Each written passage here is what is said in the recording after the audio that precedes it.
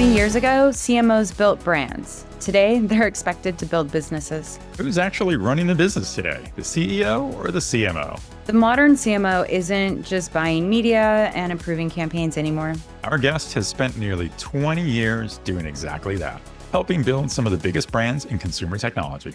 Samsung, Motorola, TCL, and he's asking the same questions the rest of us are. What does marketing even look like in 2027? How many AI agents will your marketing team have next year? Grab a notebook. This isn't a marketing episode. It's a masterclass in modern leadership. Now let's meet our latest retail transformer, Cole Moir.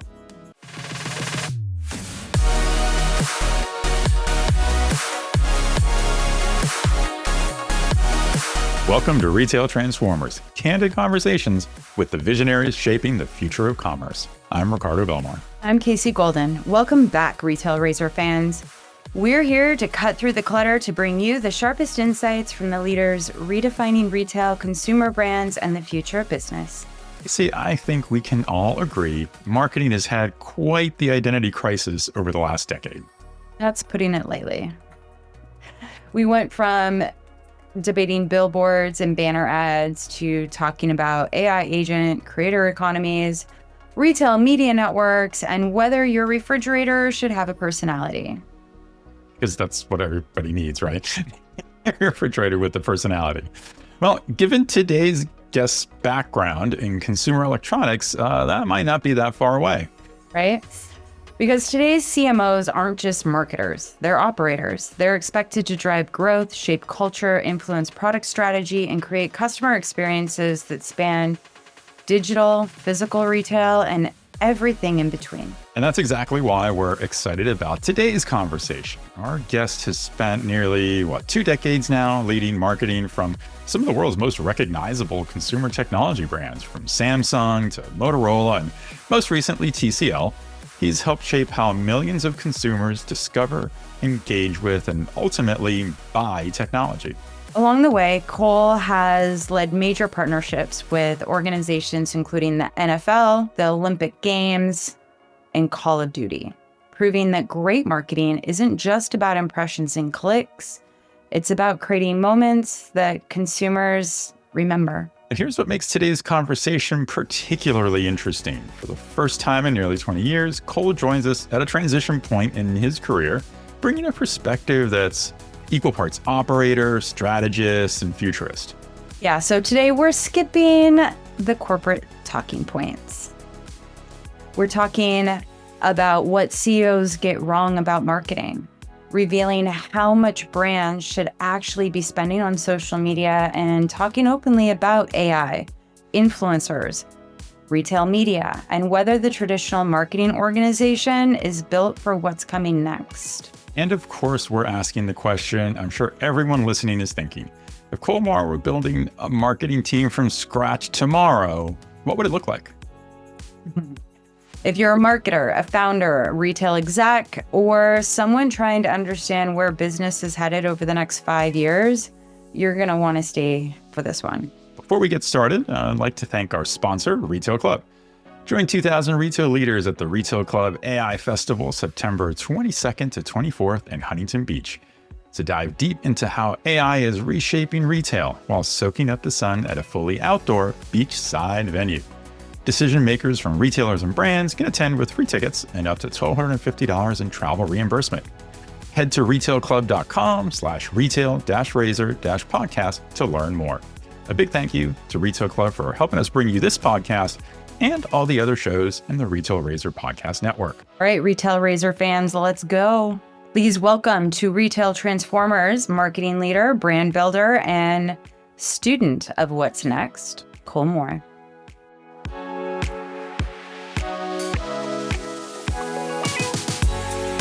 Cole, welcome to the show. Thank you. Excited to be here. I'm really excited to have you here today. I've been looking forward to this all week. Absolutely. Well, let's dive in. You have spent nearly 2 decades turning relevance into revenue. The CMO used to own the brand in advertising. I think we all have the pens and the tote bags. Today, though, marketing's changed, and many own growth, digital, loyalty, customer experience, and more often than not, a P&L. How has the role fundamentally changed, and what do CEOs expect from their CMOs headed into like 2027? That's a great question, especially to kick this off. I think you kind of nailed it. We're starting from the meat. That's right. Right. We're going to dive right in. We're diving right in. We're straight on it. Yeah. Brilliant. No sugar. 20 years ago, and I think what you said 20 years ago, it's really owned the marketing calendar, the budgets, and we're 100% accountable for everything and how it was performing and driving impact. And today, that's changed pretty dramatically. CMOs are expected to deliver more impact that's measurable with fewer resources, shortened timelines, and complex dynamic markets, things that we've never seen before, social media, programmatic, and all of these things keep compounding and growing. And like I said, they're dynamic. So it's just a very different way of thinking. And what's really interesting, I think, for a lot of organizations is they're actually removing the CMO or changing their title or shifting their responsibilities. Like you said, Chief Growth Officer, Chief Revenue Officer. 31% of Fortune 500 companies actually don't have a CMO at the moment. That role's really changed and evolved to where it is. And I think we're going to continue to see that more in the future. Companies like Starbucks and Walgreens and General Motors don't have what a traditional CMO used to look like. So I think that's really indicative of how we're going to see that space change over the next couple of years. I think in 2027, I think we're going to see more complex modeling. I think as AI grows and evolves and people's appetite for, different media platforms, I think we're going to see a more complex system that shows up. I think we're going to see new ways of measuring those models to hold impact to those chief growth officers or chief revenue officers. And I think we're going to see AI integration into systems and new processes, like we talked about earlier, not just bolted on to a marketing system, but it's actually integrated into the system. And we're not replacing roles, we're reskilling people and making AI a more fundamental element of the way that we think about marketing.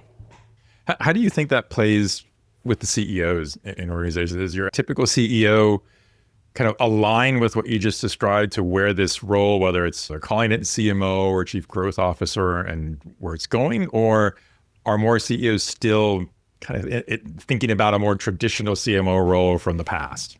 I think that really depends on the organization. I think almost everyone is dipping their toe in AI at the moment. And I think there's very few people that have really unpacked its full capability. So I think the CEOs that are getting there are seeing it kind of how we're talking about it now. But I think the CEOs that are just using it to kind of answer questions or maybe to write copy and emails are probably looking at it kind of in the past. So I think we're going to see a lot of change in the next couple of years with this.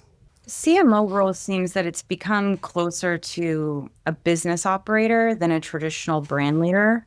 Like the natural progression to succeed into a CEO role used to be on the running revenue, the sales background. That was very traditional step ladder, having that P&L responsibility.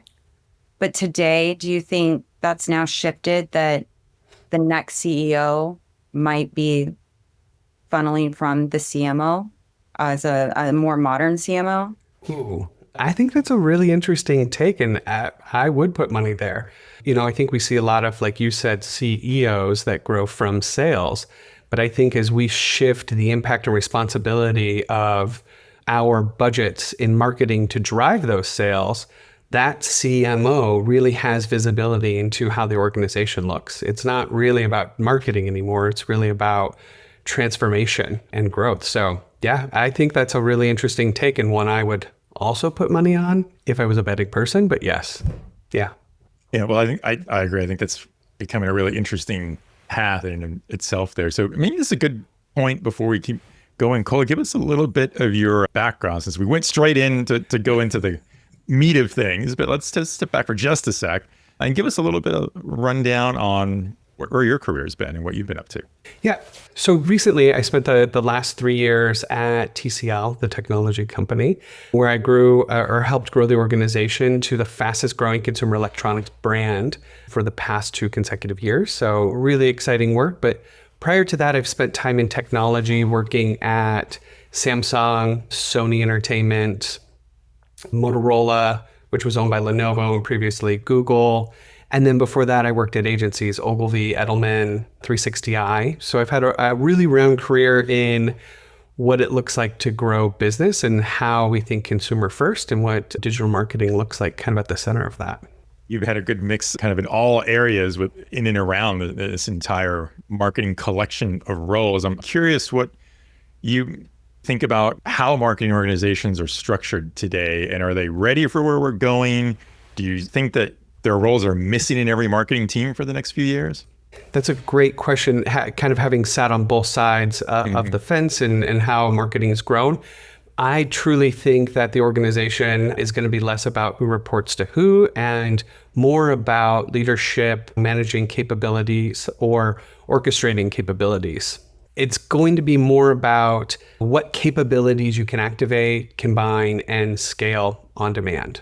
And I think by doing that, you're going to be focusing on building faster, more resilient, and more impactful teams that are actually solving business problems, not really focusing on what the calendar says we'll be looking at. So I think the strategic shift really becomes smaller strategic teams, leveraging AI or integrating it in your systems and partnering with AI flexible teams. And then those functional silos kind of collapse.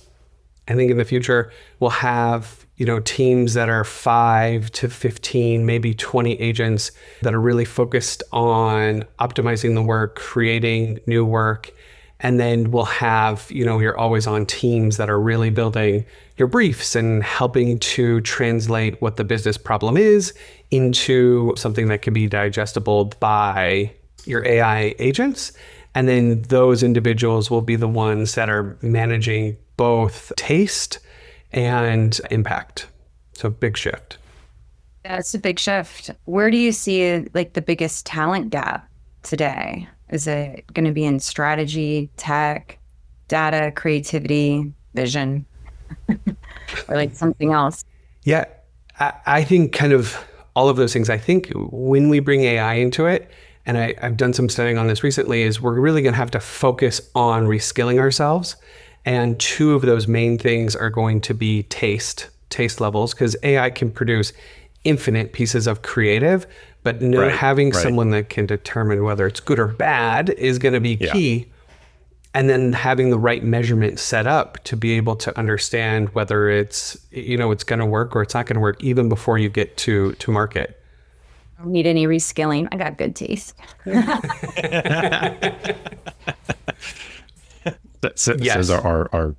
Says our speaker from the luxury side of retail. I'm expensive, but I got good taste. We can even tell just by this small background window we have of yours. That's right. Good taste. Well, so given that, I'm curious, would you say companies are kind of prepared to hire to fill those gaps, or are they still sort of hiring kind of yesterday's roles, rather, in the hopes that they reskill into tomorrow's functions? Yeah, I think we're still really focused on hiring what it looked like in 2023, 2024. Yeah. I think the roles that are going to be absolutely critical is going to be a head of brand strategy, and they'll build the vision and the budget. There's going to need to be a head of performance and lifestyle, and they're really going to be focused on who the consumer is, how it's evolving, and how they drive impact. I think there needs to be a head of content, which is really going to be responsible for scale and storytelling. And then I think there needs to be a head of marketing, technology, and AI, which is going to be responsible for integrating process, data, and creative. I think those are kind of 4 key roles that have to exist in order to build this. And then I think we build around problems or things that we need to solve versus having a person who's just responsible for Twitter. Yeah. Sorry, Casey. Yeah. Not just Yeah. Twitter, not just Facebook. It's starting to look a lot more cross-functional. I miss Twitter. You've partnered with some of the largest IP in the world. NFL, Call of Duty, the Olympics. These are like dreams for most brands. But how do these partnerships actually work? Like, walk us through. Like, how do you get to work with the Olympics? How do you evaluate them, structure them internally, ultimately determine whether or not they drove the business outcomes or not? Like, you can say, hey, I want to do this, but like, how do you even measure that impact to validate that spend and effort and resources? Yeah, and that's a great question. And one I feel so lucky I get to answer because I worked so long in my career. And I remember the first time I ever got to have an ad that was played during the Super Bowl. It was just a really exciting moment. But now I get to sit on the other side, having owned a relationship with the NFL and actually being able to say the word Super Bowl is something that's so different. But I think a lot of people start with the idea that, I want to partner with the NFL. What can it do for me? And where I like to start is, what intersection am I sitting at? And how do I cross paths in that intersection with something that is not only my brand, but is authentic to who my audience is, and leveraging that to create that cultural moment. I think people start their journey looking at these with kind of three things in mind. Can they create credibility I haven't earned yet, which I think is really important, and one of the reasons that I had previously partnered with the NFL. Do they have access to audiences I can't traditionally reach? And then can they create content that I traditionally couldn't produce at scale? And I think once you figure out what one of those things you need and how the partnership could serve you, then it makes it a lot easier. In my previous role at TCL as VP of Marketing, we actually needed all three of those things. It was about building the credibility. It was about accessing audiences that we didn't traditionally have, particularly in an authentic way, and then getting content that we couldn't build ourselves at scale. And so what was interesting for us in that intersection is that, and I don't know if you knew this, only about 5% of true fans have ever actually been to a game. So 95% of all NFL fans actually watch at home on their TV or on a friend's TV. So that was kind of my intersection.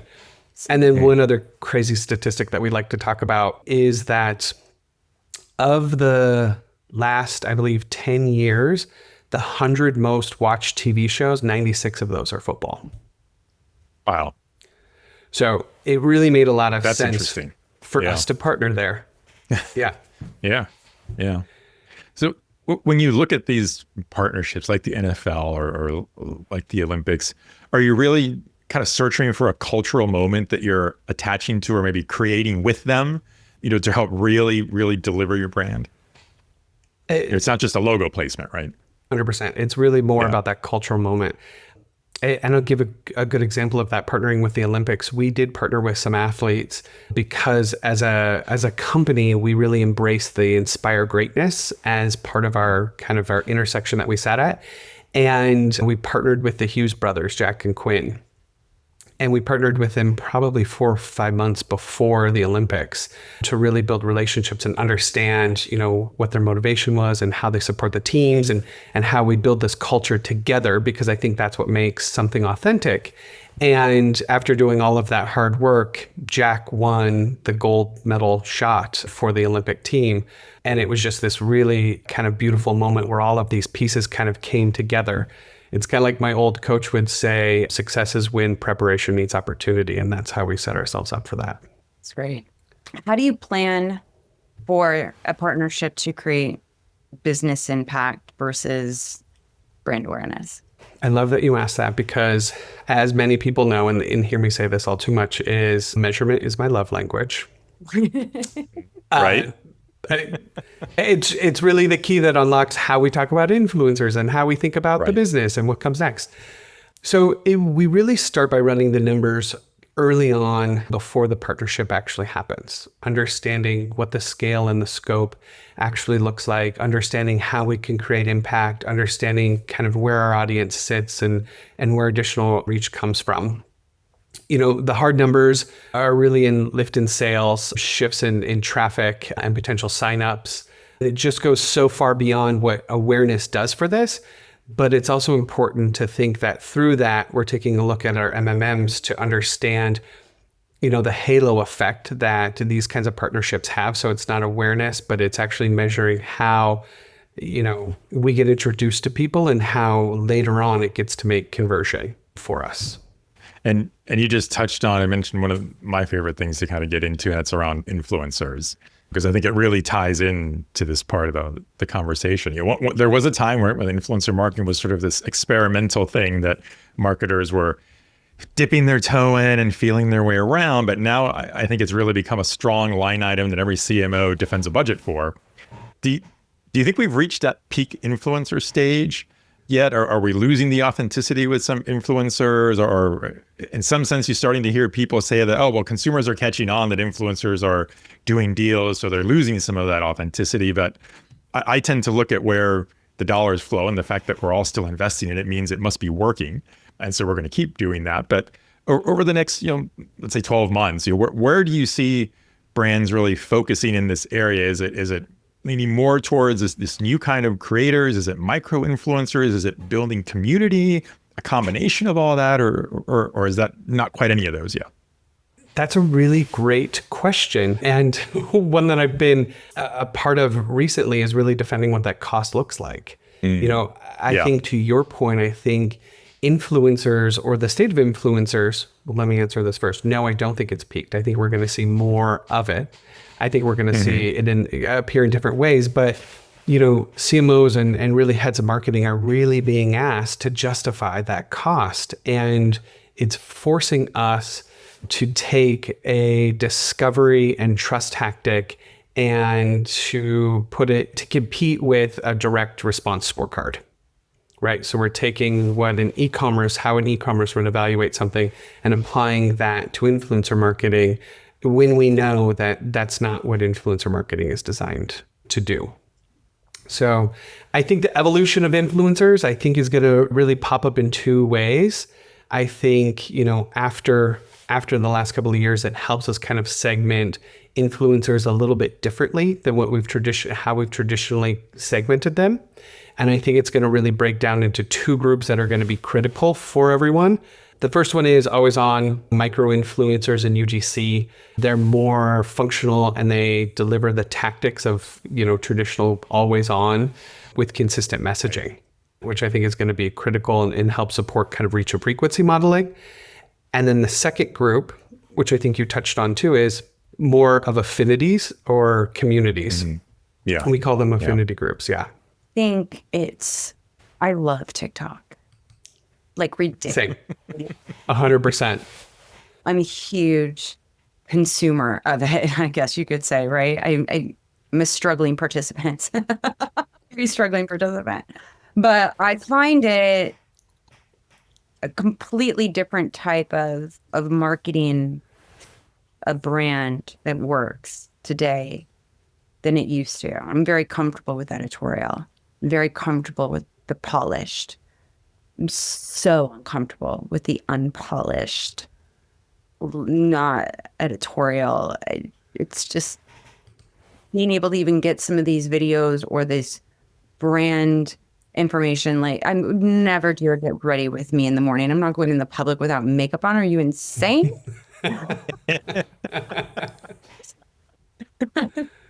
That is just so not part of my generation.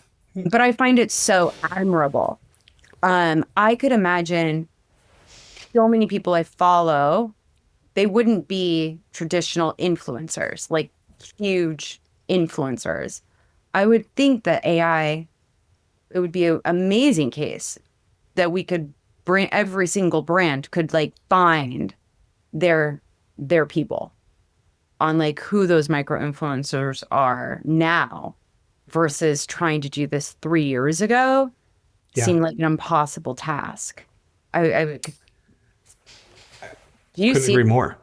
like were you using it? Are brands using AI to go find their influencers and their communities and like scouring the globe through this, or Yeah. just whoever has the most followers? No, I'm so glad you said that, because I think influencers went from how many followers and what are they doing that's interesting to all of the other characteristics, audience, location, context.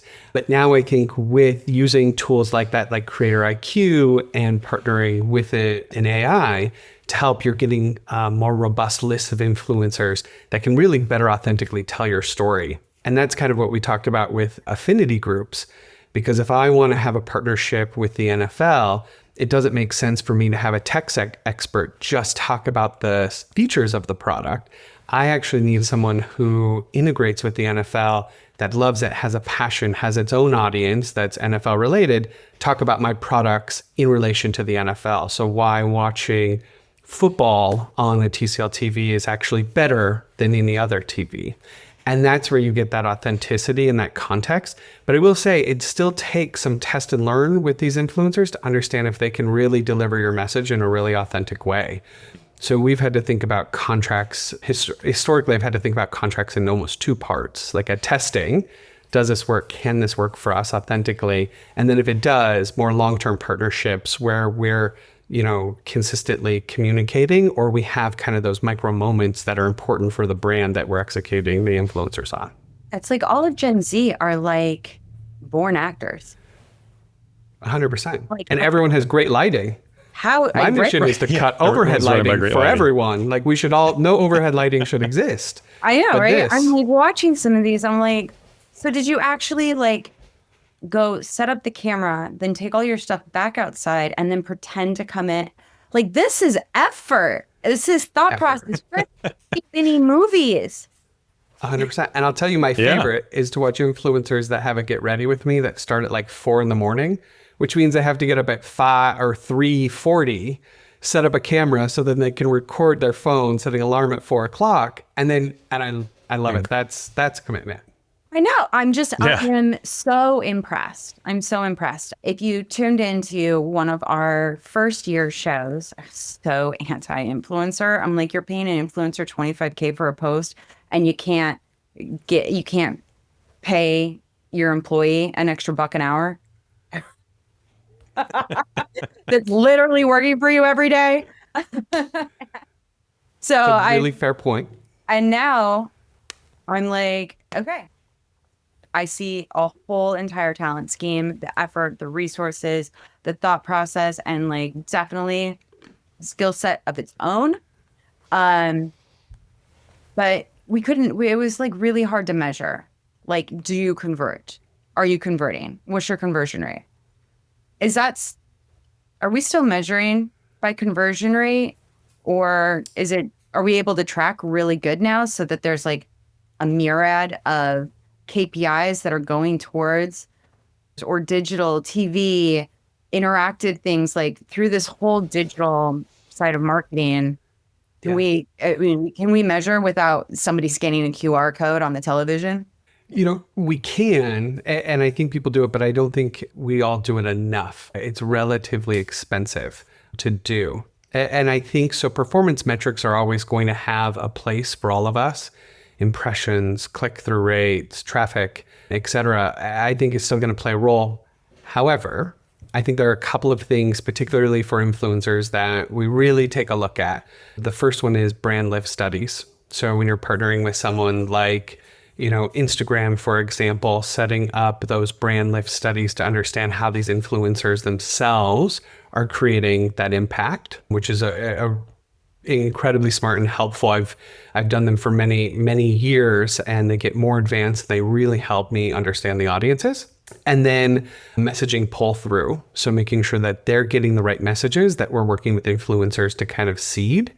And then all of that really should, be baked into what our MMMs look for, because those capture halo effect and diminishing returns. So we have a much better sense of how someone who's creating influence for us in kind of that upper mid funnel creating trust and how they may have engaged with someone 4 or 5 months ago to making that impact today, so that we're better to attribute those kinds of tactics. Because to your point, if we always use a last click or a last touch, we'll never prove the value of who influencers are and how they're building brands. Let's talk about budgets. If I'm running, one of our listeners running a $200 million brand, how should they think about allocating dollars across the funnel?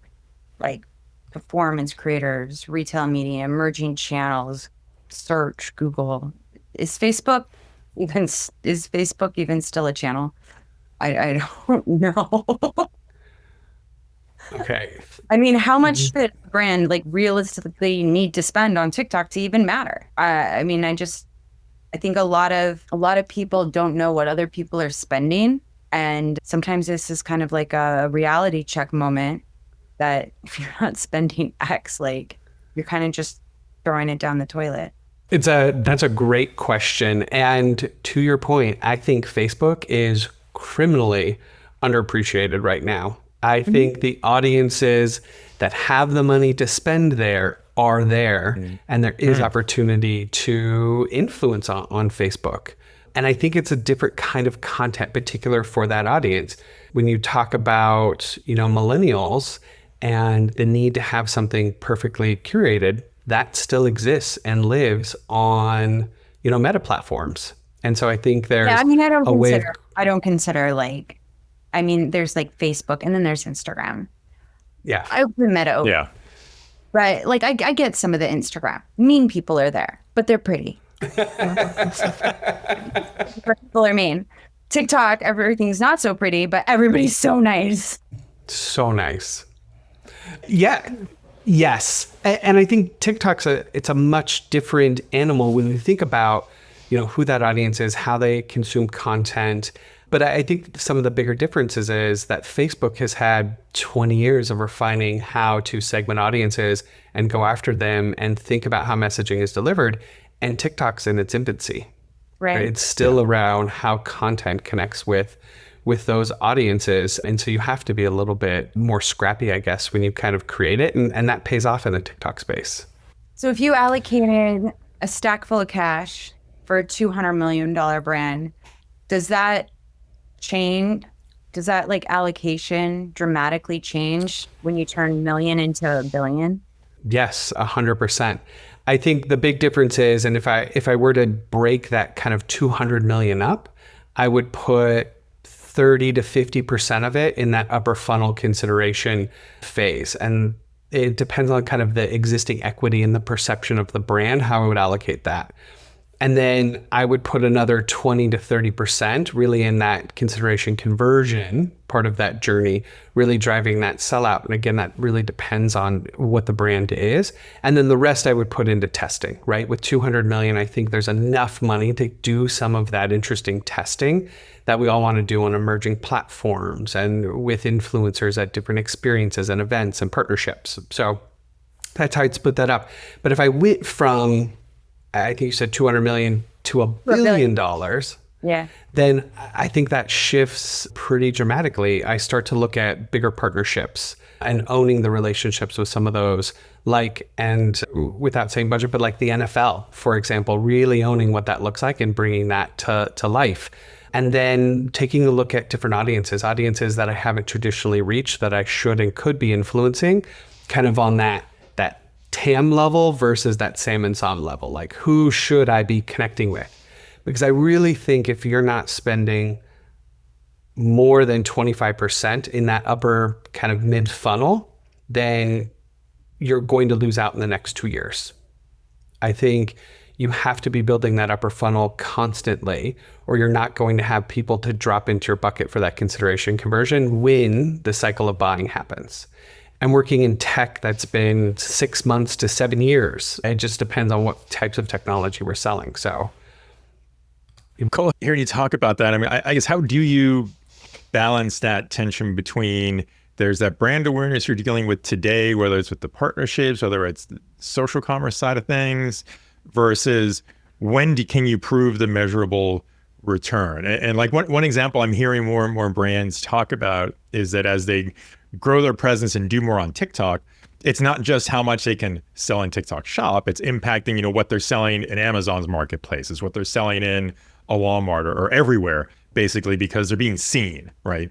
So how do you justify when you're trying to allocate that budget and someone's asking you, well, where's the return on that? And like you just said, you may have to, you may be dealing with, well, I'm building it today, but the return's really going to pay out next year. Yeah, that's a conversation we have often in that marketing space. And I think there's two things that we've done, and we talked a little bit about it, is setting up a really strong and bringing that team in to help educate people on methodologies for how it's calculated, including the halo effect these things have and how we measure in those timeframes. But then two, setting up kind of a multi-touch attribution model that gives us just a touch more real-time view of how those things are impacting the overall spend. So at least we'll be able to allocate some portion to kind of influencers quickly without having to see some of that and being able to justify some of that cost. But I think what we've done, and I think specifically in recent roles of mine, has been able to see that payoff because we've made that investment. And now we're looking at growth in the category, and we're one of the only organizations that's up in the category when you were taking a look at the numbers. And so I can't share roughly how much, but of everyone else who's declining, we made that investment and we've started to see the return on investments for it. So yes. And then it's that long-term, like, are we seeing lift? And the only way to really, really see it is to isolate it, some tactic. And so that's harder. So we've been exploring ways of what geo-targeting and geo-fencing that thing could be, so we can kind of isolate the tactic in a space and then see what lift looks like on it. Yeah. Yeah. I guess at that level, you're kind of taking these tactics and you're really elevating them to be a core part of a higher strategy, right? And when you can, I feel like when you can define it in terms of the strategy, then you've kind of earned the ability to make it long-term. Exactly. So I want to come back to something you were mentioning earlier about changing roles and where marketing organizations are headed. Because we've mentioned AI a bunch of times and how that's changing things and why it's changing things. But where are you feeling agentic AI and AI agents are fitting into the equation in the marketing organization? Is it a matter of like how many digital employees do we need to think about that are going to be part of this marketing organization of the future in the next few years? Yeah. I mean, simply put, I think it's going to be, human in the loop models, and it's going to be people managing agents. And it's going to be identifying agents to, take on some of these tactics. And then, the culture setters and the measurement and data management individuals really helping lead that charge, with a few always on strategic people that can translate the business need and objective to, language that helps our agentic models run. Yeah. Yeah. Yeah, that's going to be the key.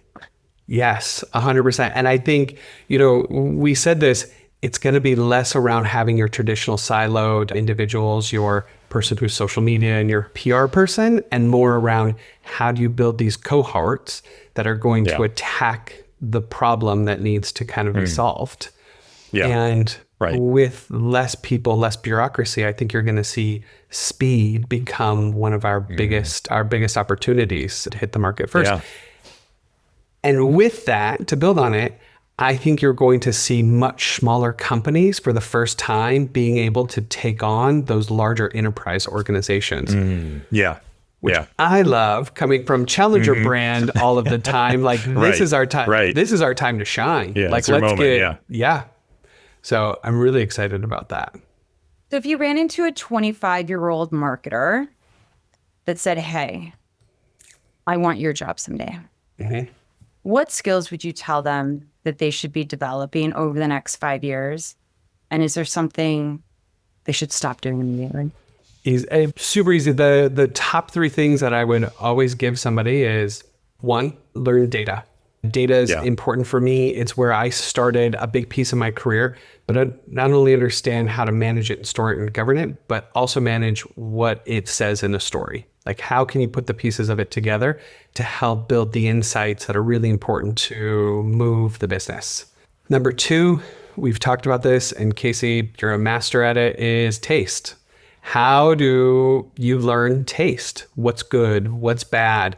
How do we understand what's trendy versus what's stylish? And being able to talk to all of those things so that when you're building that for a brand and an organization, you really understand, how does my brand identity sit, but how do I evaluate the work that's coming? And then lastly is being able to really talk to real customers. As much as I am a huge proponent for AI, I think it's still important that we talk to people and understand what the customer really needs and wants and how we process stuff. I tell this to my teams all the time that we're all just a group of individuals that have experienced life through different lenses. And I want all of those points of view because all of those are really what helps us decide what good looks like. And so, and how to move forward. So those are the three things I would give someone. If I had to say stop, there's two things that I think are really critical. One is stop chasing platforms. So you don't want to just be the Instagram person or just the TikTok person. You really need to have a sense of what transformation looks like to drive impact. And then two, stop waiting for permission for AI. Start using it as fast as possible because it's here. And again, that's why I've taken this step to really focus on what integration looks like versus, I say this term, bolting it onto the business to try to make impact. Yeah. If you had to put your reputation on one prediction, what's the biggest shift in marketing over the next 12 months that most leaders aren't taking seriously? Oh, that's a really good one. One, I think it's how AI is really going to impact an org. I think people are all talking about it. I think everyone's talking about it. Even my mom in Cody, Wyoming, the rodeo capital of the world, where tradition's a pillar of the community, is talking about AI and how it's going to grow. And I don't think, everyone's giving enough attention to how it's going to evolve and then how we really reskill our teams to really manage that. Because I don't think it's taking jobs. I think it's just reskilling them to manage, and have the taste. Is there one thing out there that you're like super stoked about? Like a favorite tool, favorite type of technology, a favorite use case of AI? Is there something that just like, I don't know, jazz hands?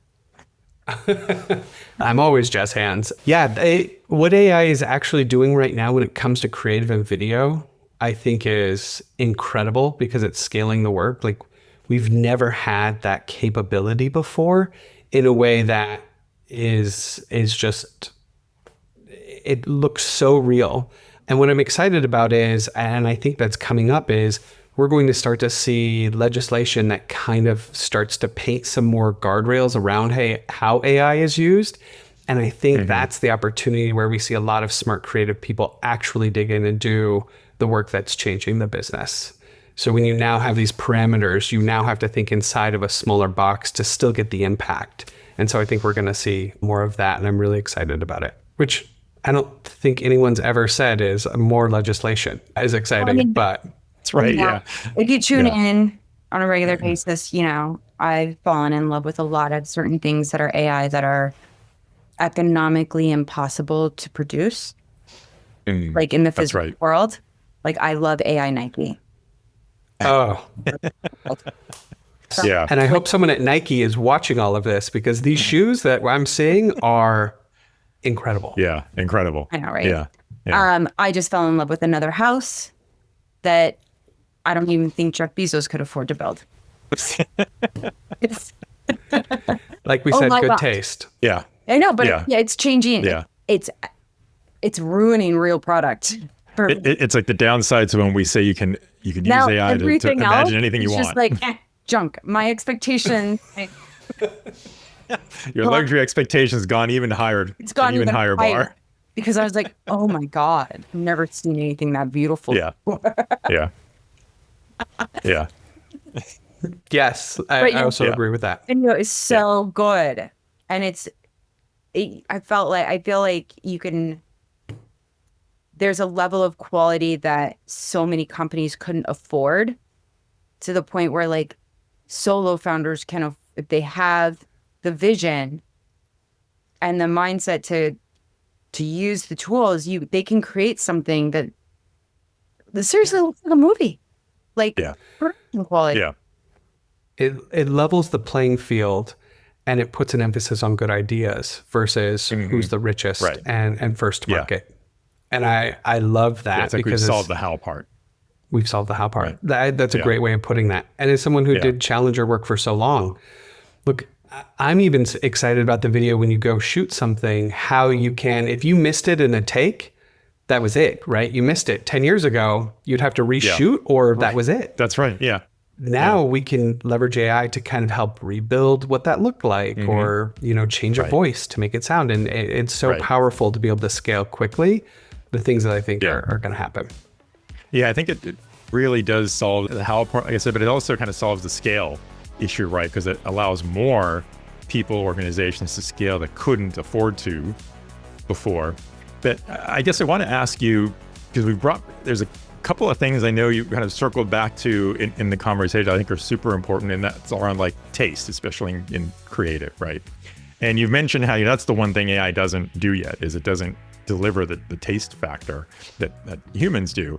Is that what you think will separate the companies that successfully adapt quickly from the ones that are going to struggle as they adopt more AI into their organizations? Or do you think there's something else? One, I think the immediate success is taste. I think you nailed it right there. I think number two is really integration of AI. Again, and I kind of mentioned that too. A lot of companies are using it to write copy or to think about, resizing creative. And in reality, it can do so much more for an organization. I think the test there is, and if you're using it very well, is if you took AI away from everyone tomorrow, would it break the system, or would everyone go back to doing what they're already doing? And I think that's a way of measuring kind of where you sit in that space. And if it's everyone would go back, you've actually just attached it to an existing marketing plan. Right. But if it breaks the system, then you're getting somewhere, right? And then you can start to identify kind of where that sits. So all of that has to happen with the structure. And the processes for how that gets built. Yeah, no, that's a great point. Well, Cole, I thank you so much for joining us today. This was exactly the kind of fun conversation we were hoping to have and wanted to have, kind of really getting beyond the headlines around what's happening with marketing, especially with your experience where you've been. And I love how you brought the idea of you always working with the challenger brands and what we were just talking about with taste around AI. Those are all things that I think are so critical for just the future of marketing roles in general. I've loved talking about this, and thank you so much. It's really exciting. Yeah. Well, so much if anyone spilling the tea. Exactly. Always. Yeah. That's what we're here for. Cole, if anybody in the audience wants to reach out to you, what's the best way for them to do that? They can reach out to me on my LinkedIn /Cole Moir, or my personal email. I love to answer questions. It's just Cole.Moir@gmail. All right. Easy peasy. Excellent. We'll have that in the show notes. Yeah. Amazing. Thank you. Perfect. Check. Perfect. Check. Check. It's a wrap. Amazing. Thanks, Paul. Thank you so much.